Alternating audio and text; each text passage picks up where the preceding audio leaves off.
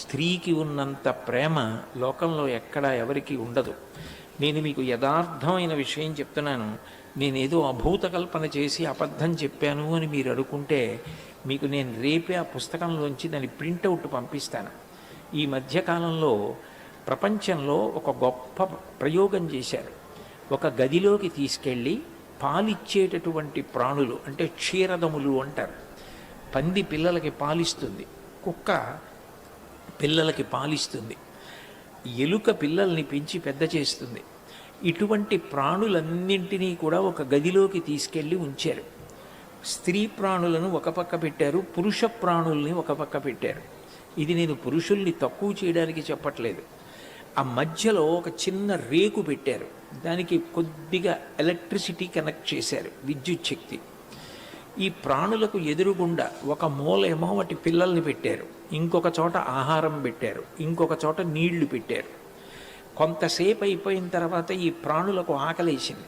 ఆకలేసి ఇవి ఈ రేకు దాటి అవతల వైపు ఉన్నటువంటి వాటి వైపుకి వెళ్ళడానికి ప్రయత్నించాయి. మొట్టమొదట మగ ప్రాణుల్ని వదిలిపెట్టారు. ఎలక్ట్రిక్ షాక్ కొంచెం కొట్టి వెనక్కి వచ్చేసాయి.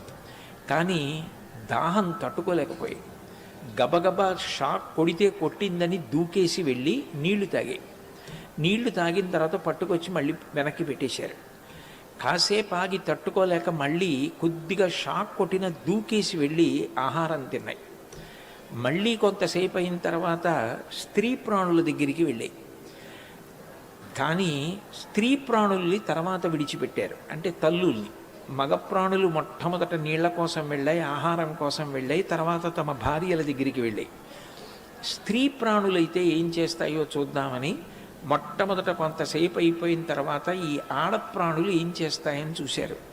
ఇవి షాక్ కొట్టినా కూడా రేకు మించి దూకేసి పిల్లల దగ్గరికి వెళ్ళిపోయి, అవి ఆహారం కోసం వెళ్ళలేదు, నీళ్ల కోసం వెళ్ళలేదు, బిడ్డల దగ్గరికి పరిగెత్తుకుంటూ పోయి మళ్ళీ తీసుకొచ్చి గదిలో పెట్టారు.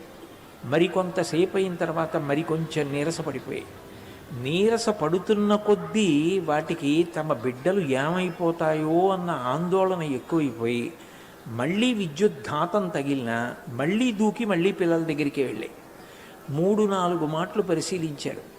3-4 మాటలు కూడా విద్యుద్ఘాతం తగిలినా కూడా రేకు దూకి వెళ్ళి తమ పిల్లల దగ్గరికి వెళ్ళి వాటిని కౌగిలించుకొని పాలిచ్చి వచ్చింది ఎవరు అంటే స్త్రీ ప్రాణులు.